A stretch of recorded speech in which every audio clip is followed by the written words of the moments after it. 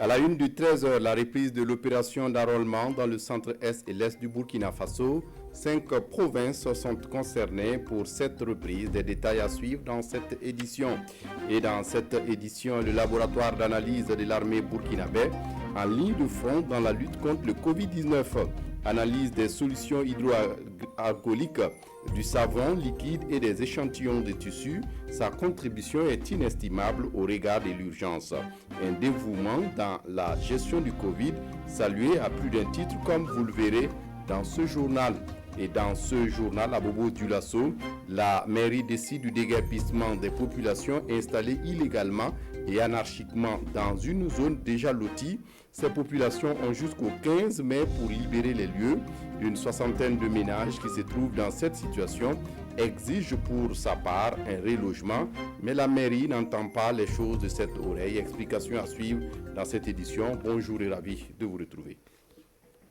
Après quelques semaines de suspension pour cause de coronavirus, l'enrôlement biométrique pour le renouvellement de la liste électorale a repris ce matin dans les provinces du Boulgou, Koulpelgo, Gourma, Namentenga et du Zunwego. Le lancement officiel a fait l'objet d'une sobre cérémonie ce matin à Tinkodogo, le témoignage de Konsoum Koulibaly et de Tanga Robert Kafando.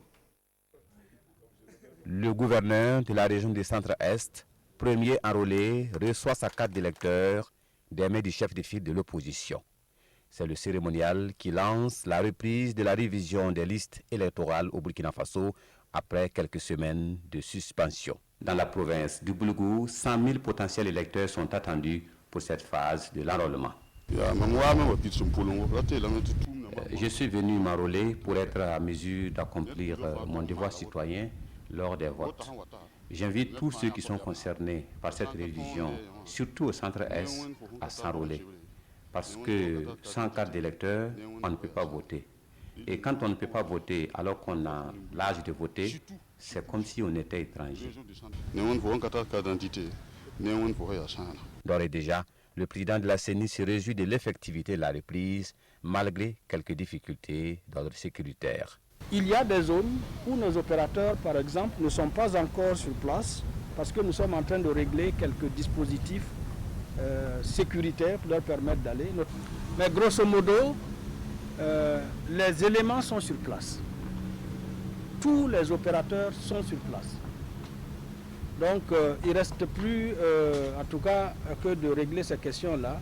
Et nous avons bonne conscience que, évidemment, les choses pourront se faire d'ici dans cette journée. La reprise de l'enrôlement est le résultat des concertations lors du dialogue politique et le chef de file de l'opposition est venu marquer l'engagement de l'opposition à soutenir l'opération par la mobilisation, mais aussi par la sensibilisation au respect des mesures barrières au Covid-19. C'est une décision de la classe politique dans son entièreté, opposition comme majorité, dans ce qu'on appelle le dialogue politique, et soutenu par le gouvernement, qui tous ensemble ont estimé qu'il était temps qu'on reprenne ces opérations-là pour respecter le calendrier électoral que nous nous sommes fixés. L'opération se poursuit jusqu'au 17 mai dans 5 provinces et la classe politique, tout comme la société civile, sont invités à jouer leur partition pour une opération réussie. Pour sa part, l'ONI, l'Office national d'identification, annonce la reprise prochaine de ses activités. Hier à Ziniaré, les agents des centres de traitement des données ont échangé avec les premiers responsables de l'institution. L'objectif étant de voir comment réussir cette reprise. Des détails avec Estelle Judith Sogba. La mesure de suspension des opérations spéciales de délivrance de la carte nationale d'identité burkinabé, CNIB, étant levée, l'Office national d'identification ONI relance officiellement ses activités le 25 mai prochain. Pour le directeur général de l'institution, il n'y a plus de temps à perdre, il faut aller vite et bien, car la date des échéances électorales avance à grands pas et il reste encore 9 régions à parcourir. Avec la suspension des opérations d'enrôlement, l'engorgement des demandes qui en est issu, c'est-à-dire 139 000 demandes que nous avons pu constater en termes d'engorgement, et la relance des activités qui nécessitent le renouvellement en un temps rapide de plus de 700 000 demandes en 3 mois, tout en respectant les mesures barrières. Pour réussir ces paris, il échange ici avec les agents des centres de traitement intermédiaire des données sur le plan d'adaptation qui a été élaboré dans l'optique de l'amender, de l'enrichir et de l'adopter pour le bon déroulement des opérations.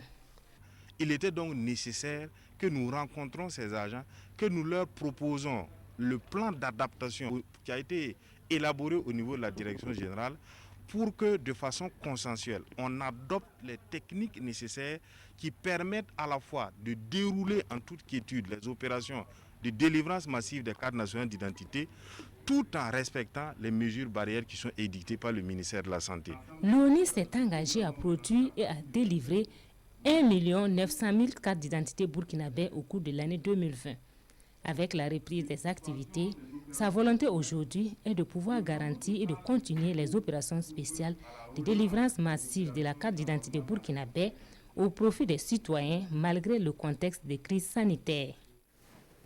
Une délégation du ministère de la Santé était à Bobo-Dioulasso dans les Hauts-Bassins pour un constat de la situation de la pandémie du Covid-19 dans cette région. Une visite terrain qui a permis de se faire une idée du plan de riposte et des difficultés rencontrées. Ali Traoré. Une délégation du ministère de la Santé à l'hôpital pédiatrique du Jour, centre où sont internés les malades du Covid-19.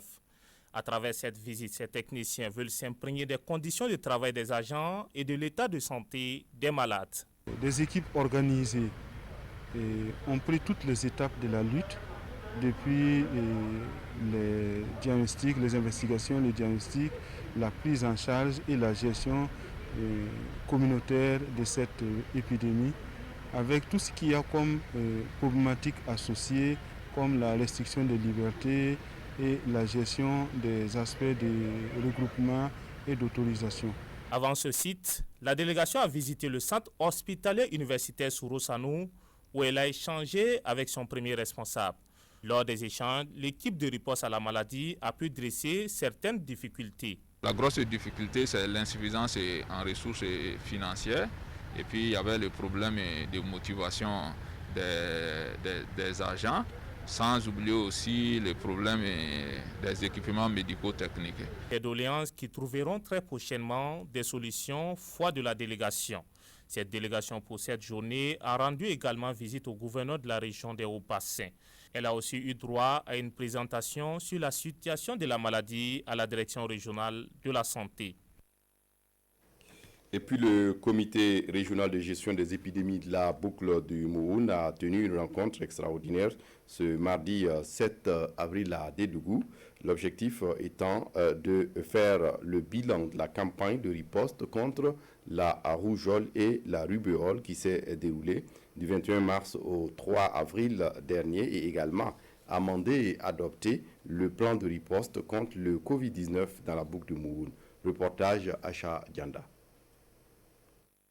Laboratoire d'études et d'analyse de l'intendance militaire de Ouagadougou.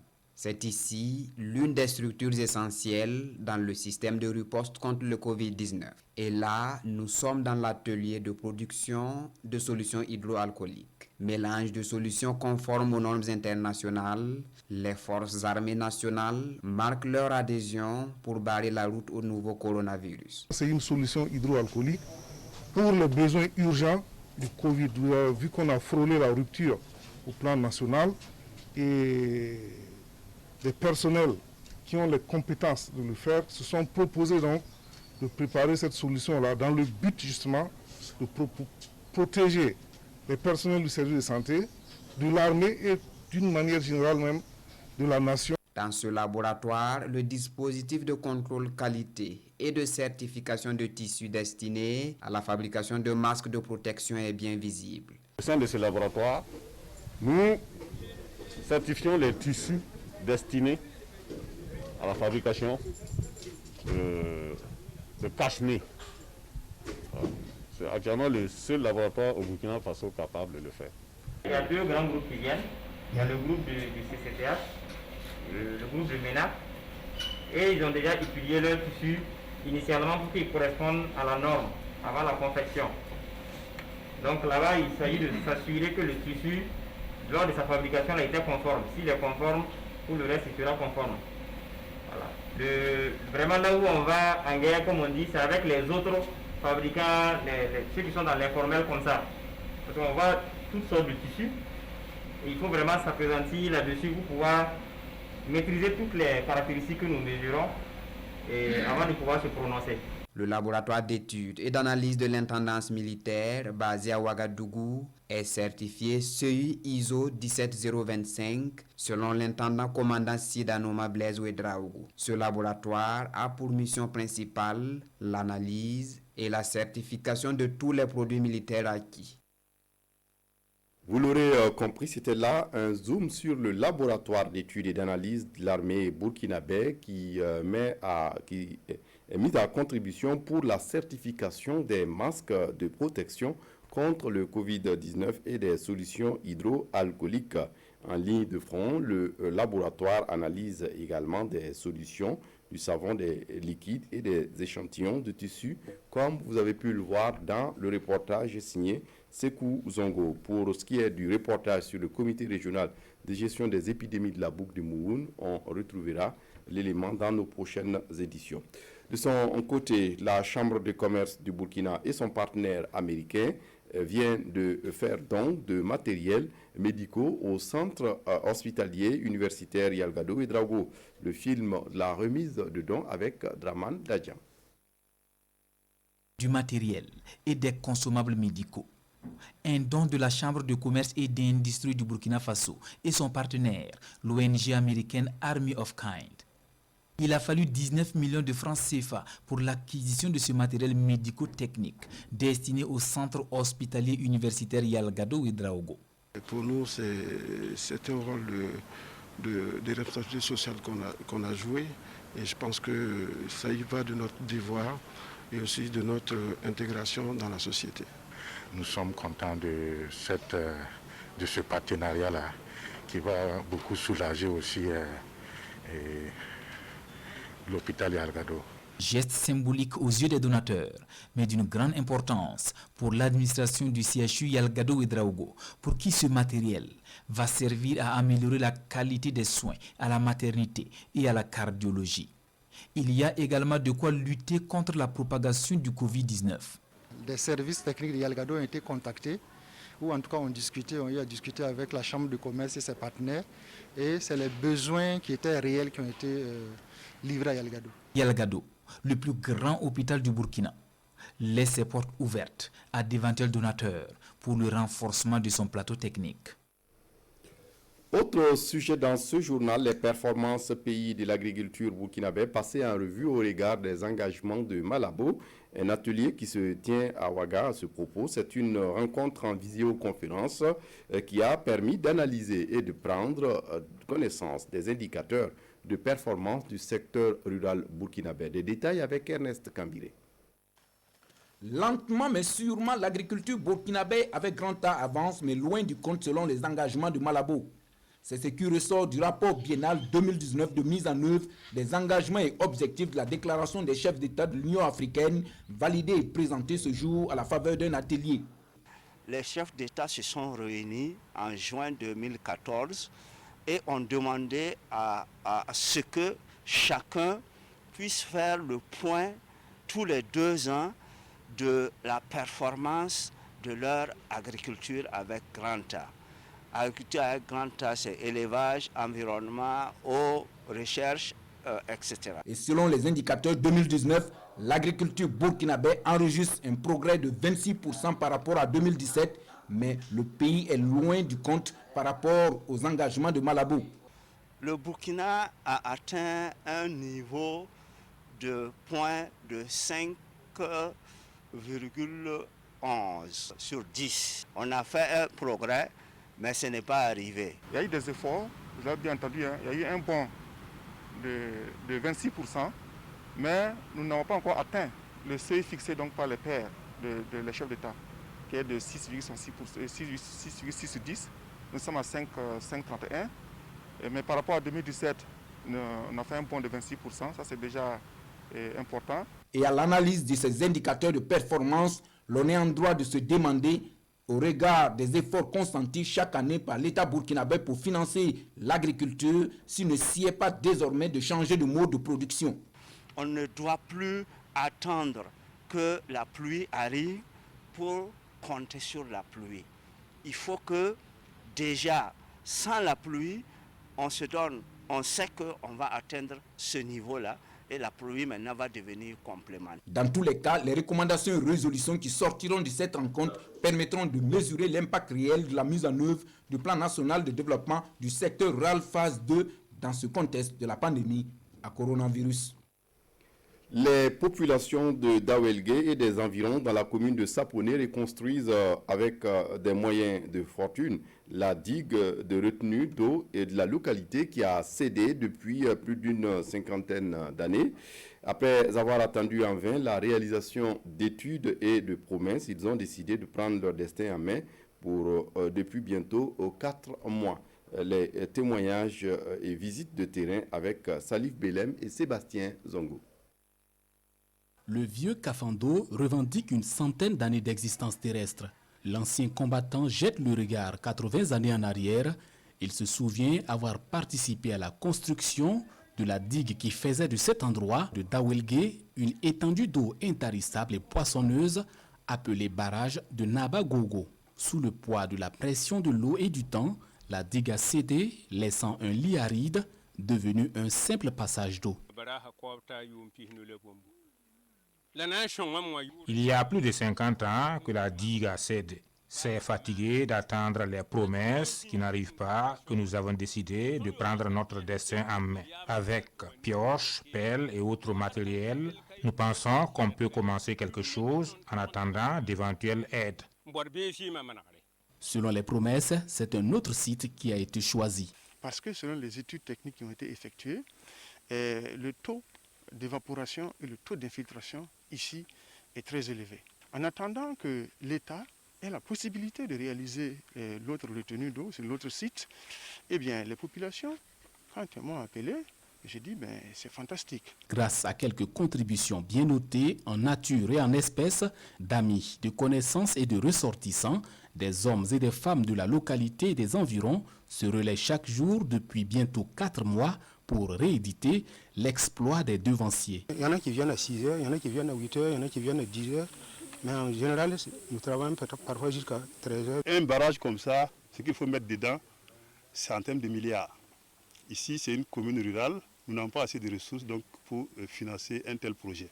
Nous allons porter, en tout cas, le problème à acquis des droits aux autorités. Donc, et ce sera à elles donc, de voir dans quelle mesure elles peuvent nous aider. La réalisation de cet ouvrage à l'orée de la saison d'hivernage pourrait retenir les jeunes dans leur tiroir à travers les cultures maraîchères, selon le maire de Saponé. Et puis je le disais en titre, le 15 mai, c'est l'ultimatum donné par le maire de l'arrondissement 7 à Bobo-Dioulasso aux populations de la zone non lotie située au quartier Belleville de Bobo-Dioulasso, secteur 29 pour être précis. Une décision jugée arbitraire par les habitants de la zone. Ils ont organisé ce jeudi 6 mai un point de presse pour prendre à témoin l'opinion nationale. À l'issue du point de presse, une équipe de reportage de la RTV a voulu en savoir davantage sur le sujet. Reportage avec Rokia Sanou. Des constructions récentes, certaines en attente d'un toit. Des briques par-ci par-là. Bienvenue au site de Kobawe, point d'achoppement entre le maire de l'arrondissement 7 de Bobo-Dioulasso et les habitants des lieux. Une soixantaine de ménages qui affirment être installés là depuis 2016. Depuis 2016 qu'on est ici. Le maire ne nous a jamais parlé, on n'a jamais rencontré le maire, ni un représentant du maire. Voilà, le lundi, le 29, il nous a convoqués à la mairie de l'arrondissement numéro 7. Il nous a simplement dit de mercredi qui vient, je vais venir casser vos maisons. Un délai qui aurait été repoussé au 15 mai après des négociations entre les deux parties. Trop court, estiment les principaux concernés. Nous sommes ici, nous sommes nombreux, nous sommes des familles. Voilà, il y a des réfugiés même qui sont ici. Si vous nous donnez une semaine, ou vous voulez que dans une semaine, nous on s'élève ici, vous-même vous voyez la situation sécuritaire du pays. Les gens sont malades, ça fait combien de mois qu'on ne travaille pas? Si ils veulent nous faire sortir d'ici, nous on n'a pas refusé, on peut sortir d'ici, mais avec des mesures d'accompagnement qui vont avec. Ces mesures d'accompagnement, c'est d'être relogé et avoir un dialogue avec le maire. Mais pour Herman Sirima, ce ne sont pas les concertations qui ont fait défaut. Depuis juillet 2016, nous avons effectué notre première sortie sur le terrain. C'était pour nous une occasion, en tout cas, de communiquer directement avec la population et déjà de leur faire savoir que dorénavant, il n'y aura plus, en tout cas, d'habitat spontané au niveau de notre arrondissement. Nous avons eu 4 assemblées générales. Nous avons été en contact avec les répondants de ceux-là qui résident dans la zone. Et la zone en question serait en partie une zone lotie transformée en non lotie. Ceux qui ont été attributeurs, qui attendent depuis 10 ans, vous imaginez des gens qui ont travaillé toute une vie, ils veulent construire, pas moyen. Et j'ai dit depuis 2018, c'est terminé l'anarchie au niveau de l'arrondissement numéro 7.